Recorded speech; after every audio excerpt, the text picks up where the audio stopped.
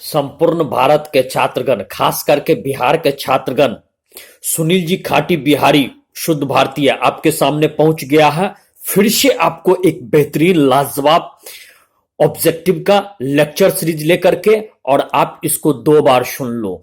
आपको ध्यान, जब तक आप कब्र पर नहीं पहुंचोगे तब तक भूलोगे ना।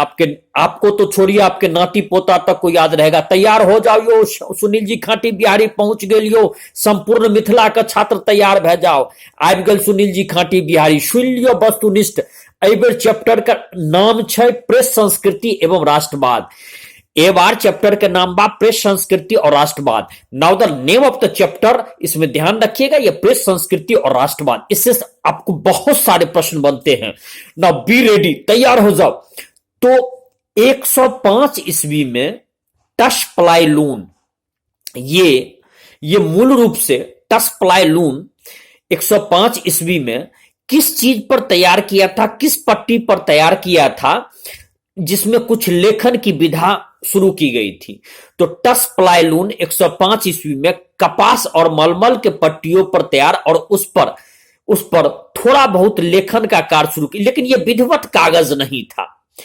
दूसरा प्रश्न कि मुद्रण की सबसे पहली तकनीक किस देश ने इसको डेवलप किया, किस देश ने इसको पैदा किया? तो उस देश का नाम है चीन। उस देश का नाम है चीन, ये याद रखना। ये दूसरा प्रश्न आपका महत्वपूर्ण प्रश्न आ गया। तो चल गणेश, जल्दी बोल, मारबो 10 और गिनबो 1। किस देश ने मुद्रण का आरंभ किया था आरंभिक प्राचीन काल में? तो मुद्रण का आरंभ किया था चीन ने। अच्छा, इसकी शुरुआत 594 ईस्वी में लकड़ी के ब्लॉक के माध्यम से इसमें की गई थी। 712 ईस्वी तक चीन के अन्य क्षेत्र में भी आपको फैल गया था। अच्छा, तीसरा प्रश्न कि स्याही लगा करके काठ के ब्लॉक या तख्ती पर इसको कागज पर रख करके ठप्पा मार करके करते थे, उस प्रिंटिंग को क्या कहते थे? तो ब्लॉक प्रिंटिंग कहते थे। उस प्रिंटिंग को ब्लॉक प्रिंटिंग कहते थे। यह तीसरा आपका प्रश्न हो गया। अच्छा, मुद्रण कला के आविष्कार के बाद, विकास के बाद कौन सा शहर ऐसा था कि प्रिंट संस्कृति का केंद्र बन चुका था? यह चौथा प्रश्न है, और यह आपका है संघाई। अब अगला प्रश्न ये तो पूछ देगा, नहीं पूछेगा तब मोच काट करके फेंक देंगे। तैयार हो जाओ, एक गणेश, तैयार हो जाओ। ये प्रश्न पूछ रहा है वो ये कि आधुनिक प्रिंटिंग प्रेस का स्थापना करने वाला कौन था, या इसका खोज करने वाला कौन था, उसका इन्वेंशन करने वाला कौन था? तो ये था योहान गुटेनबर्ग। ये स्ट्रेसबर्ग का था, योहान गुटेनबर्ग इसका नाम याद रखना। 1430 के दशक में इसने खोज की थी। जल्दी बोल, अर्तिया तोरे से पूछ रहे हैं कि बतलाओ आधुनिक प्रिंटिंग प्रेस का स्थापक का नाम किसको तुम बोलेगी? हाँ, यह है योहान गुटेनबर्ग, बिल्कुल सही। 1430 के दशक में किए था। अब ये जान लीजिए, लगभग हम 5वें प्रश्न में पहुंच गए कि इसमें मुद्रा बनाने के लिए, प्रिंटिंग बनाने के लिए कुछ धातु, मिश्र धातु का प्रयोग करते थे। उसमें किन धातु का प्रयोग करते थे? जल्दी बोल, जल्दी। हाँ, इसमें प्रयोग करते थे सीसा, टीन और बिस्मिथ। बिस्मिथ धातु में विशेषता क्या है कि जब इसको आप जैसे मान लीजिए कि इसको आप गर्म कीजिएगा तो ये फैलेगा, और इसमें ठंडा कीजिएगा तो आपको सिकुड़ जाएगा। मन इसकी विशेषता ये थी कि इसको यदि मान लीजिए आप ये फैलता था, फिर फैल करके चिपक जाता था, तो इसमें चिपक जाता था। अब अगला प्रश्न महत्वपूर्ण प्रश्न ये है कि गुटेनबर्ग ने 36 लाइन वाला बाइबल ये कब लिखा था? ये अगला प्रश्न है, संभवतः 7वां आपका वस्तुनिष्ठ प्रश्न है। तो गुटेनबर्ग 36 लाइन वाला बाइबल 1448 ईस्वी में इसकी छपाई किया था। ये काफी प्रचलित भी हुआ था। अब 8वां प्रश्न की ओर हम लोग पहुंच चुके। तो सुओफर एक विद्वान थे, उन्होंने इंडल्जेंस नाम की पुस्तक ये लिखी थी। तो ये प्रश्न पूछेगा कि इंडल्जेंस नाम की पुस्तक किसने लिखी थी? तो वो सुओफर ने लिखी थी। भूलना मत। ठीक। अब 9वां प्रश्न, ब्रिटेन या लंदन, यहां पर प्रिंटिंग प्रेस लाने का श्रेय या मुद्रण कला लाने का श्रेय किसको जाता है? तो ये जाता है सर विलियम कैक्सटन को। 1475 ईस्वी में किसको जाता है? सर विलियम कैक्सटन को। किस ईस्वी में? 1475 ईस्वी में। कहां पर लाया था? तो ये लाया था इंग्लैंड में लाया था, भूलना मत। अब 10वां प्रश्न अत्यंत महत्वपूर्ण प्रश्न, किसने कहा था, किसकी ये थी उक्ति कि मुद्रण ईश्वर की दी गई सबसे महानतम देन है? पूछ देगा, हर हाल में पूछेगा, इस ऑब्जेक्टिव चैप्टर का अमिताभ बच्चन है। तो ये कहा था मार्टिन लूथर, जो महान धार्मिक सुधारक थे, और मार्टिन लूथर का जानते ही है, जन्म हुआ था जर्मनी में, जो कि आपको आप पूर्व में बतलाए भी हैं। अगला प्रश्न 11वां प्रश्न के लगभग हम पहुंच चुके हैं।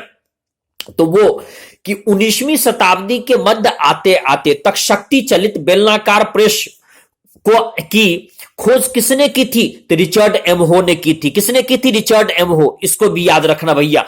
अच्छा, कौन सी प्रिंटिंग प्रेस ऐसी थी? 12वां वस्तुनिष्ठ प्रश्न के लिए तैयार हो जा। कौन से प्रिंटिंग प्रेस ऐसी थी जो कि 1 घंटा में 8,000 ताव तक उसको छाप सकती थी? उसको क्या कहते थे? उसको ऑफसेट प्रिंटिंग प्रेस कहते थे। अगला एकदम महत्वपूर्ण प्रश्न 13वां वस्तुनिष्ठ प्रश्न आ गया, एकदम तैयार रहना। चलो भैया, तो इसमें भारत में 1780 ईस्वी में पहला समाचार पत्र जो प्रकाशित हुआ था उसका क्या नाम था? उसका नाम था बंगाल गजट, और जेके हिक्की ने लाया था। चल जल्दी से बोल गणेश, बात तोरे से पूछ रहे हैं, नस फाड़ दो, जल्दी बोल। हाँ, इसमें 1780 ईस्वी में बंगाल गजट किसने समाचार पत्र चलाया था? तो जेके हिक्की, इसका याद रखना। और इसके लिए जेके हिक्की को सजा भी भुगतनी पड़ी थी, उसके प्रेस को जब्त कर लिया गया था। चलो भैया, अब अगला प्रश्न आ रहे हैं, 14वां प्रश्न की ओर बढ़ रहे हैं। लाजवाब प्रश्न, ये इंडिया गजट का शुरुआत कब किया गया था, या भारत का दूसरा समाचार पत्र कौन था? तो भारत का दूसरा समाचार पत्र इंडिया गजट था, और ये 1780 ईस्वी में यह चालू की गई थी। अगला प्रश्न अत्यंत महत्वपूर्ण प्रश्न, 15वां प्रश्न, इसके लिए तैयार हो जाओ भैया। तो इसमें बंगाल गजट एक और प्रथम समाचार पत्र जो आपको बंगाल गजट ये बंगाल में चलाई गई थी, उसको वो साप्ताहिक के रूप में चलाई गई थी, उसको किसने लाया था? तो उसको लाया था गंगाधर भट्टाचार्य ने लाया था। अब 16वां वस्तुनिष्ठ प्रश्न अत्यंत महत्वपूर्ण प्रश्न है, संवाद कौमुदी किस प्रदेश में ये लाई गई थी समाचार पत्र? तो ये बंगाल में लाई गई थी। मिरातुल अखबार किस भाषा का अखबार था? तो मिरातुल अखबार, नाम से ही स्पष्ट है, ये फारसी भाषा का था। जल्दी बोल, अर्तिया तोरे से पूछ रहे हैं, मिरातुल अखबार किस भाषा का आपका अखबार था? ये फारसी भाषा का, बिल्कुल सही जवाब। और इन दोनों के संस्थापक कौन थे? मिरातुल अखबार और संवाद कौमुदी। याद रखना, ये आपका लगभग 20वां वस्तुनिष्ठ प्रश्न है, अत्यंत महत्वपूर्ण प्रश्न ये आ गया। ये थे आपको राजा राम मोहन राय। अब 21वां प्रश्न की ओर लगभग हम लोग बढ़ रहे हैं। तो 21वां प्रश्न की ओर हम लोग बढ़ रहे हैं कि ये जामे जमशेद नाम का ये किस ईस्वी में समाचार पत्र, या हम कह सकते हैं जो पत्रिका ये आई थी? 1831 ईस्वी में आई थी। अच्छा, और टाइम्स ऑफ इंडिया 22वां प्रश्न अत्यंत महत्वपूर्ण प्रश्न, टाइम्स ऑफ इंडिया कब से छपना शुरू हुआ? 1861 ईस्वी से छपना शुरू हुआ।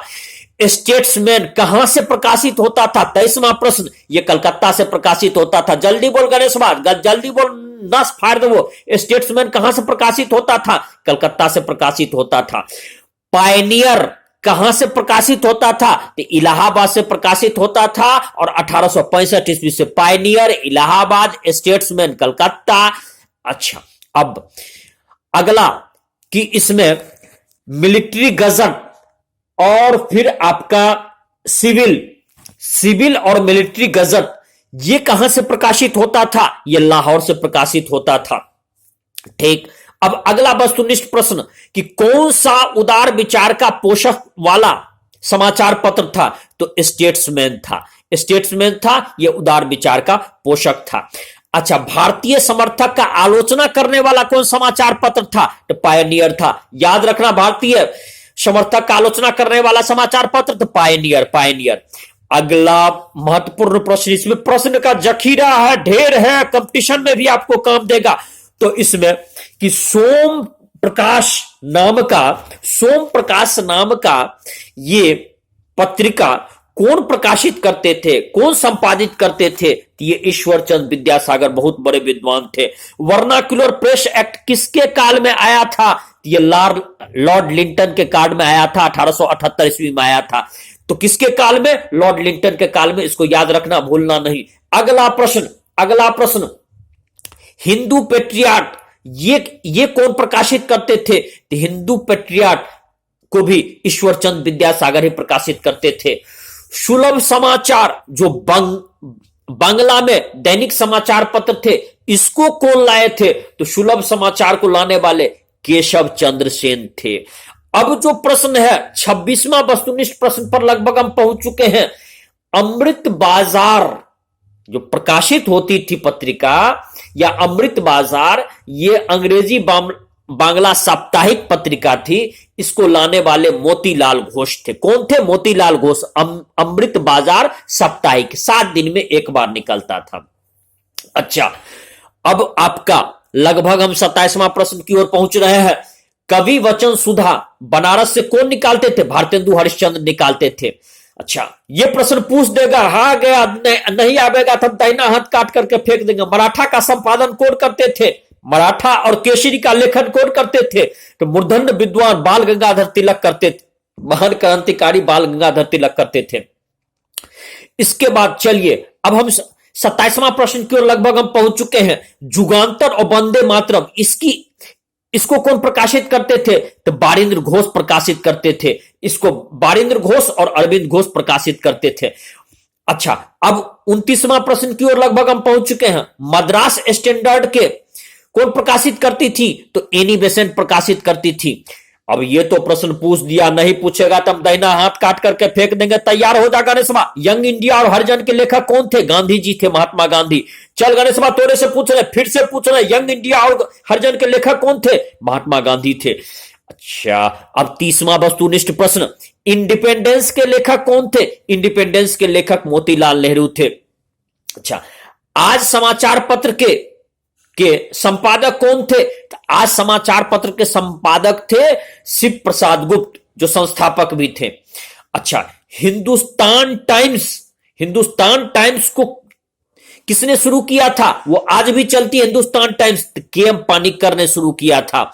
बाद में हिंदुस्तान टाइम्स मदन मोहन मालवीय के हाथ में चला आया। उसके बाद 1927 में जीडी बिरला के हाथ में चला आया। तो हिंदुस्तान टाइम्स के.एम. पानिक्कर ने शुरू किया था, बाद में मदन मोहन मालवीय के हाथ में चलाया और फिर जीडी बिरला के हाथ में चलाया। इंडिपेंडेंट अंग्रेजी साप्ताहिक कौन चलाते थे? एम.एन. राय चलाते थे।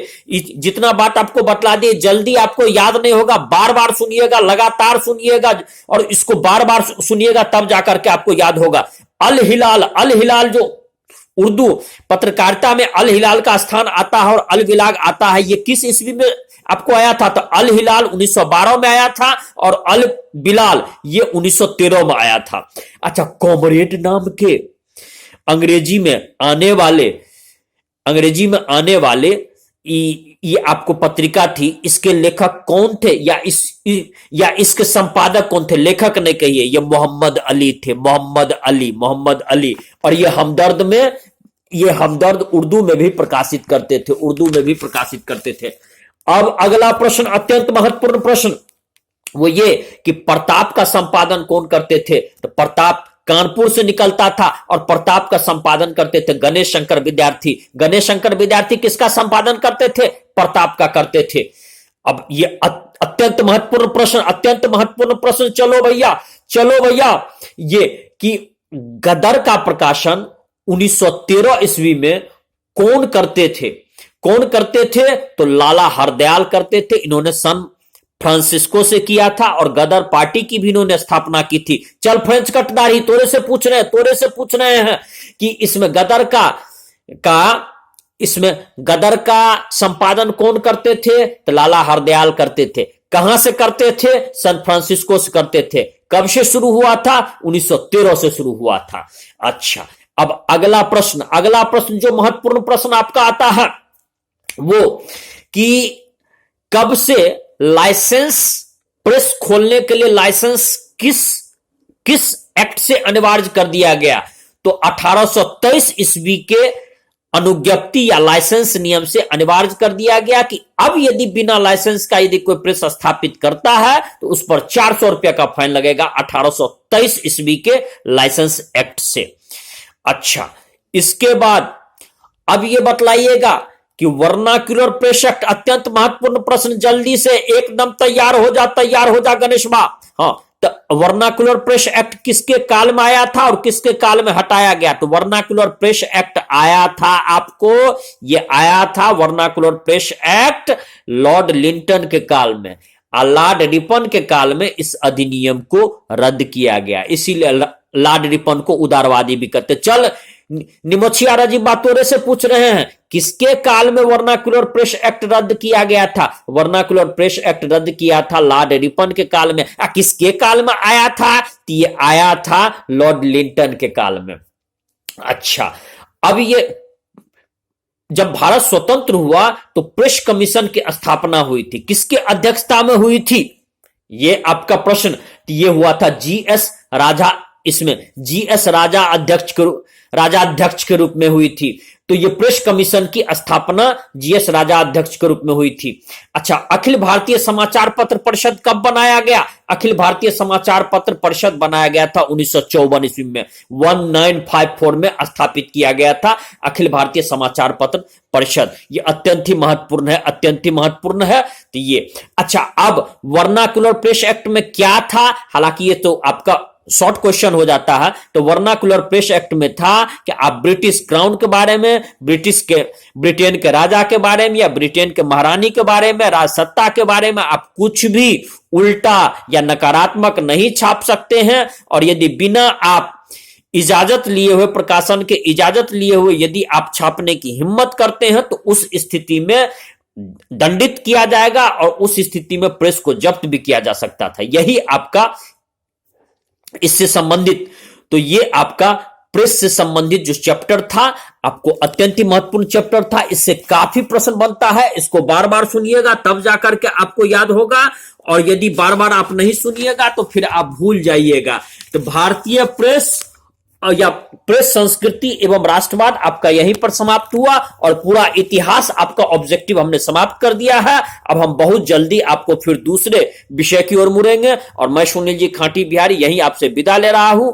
जय बिहार, जय भारत।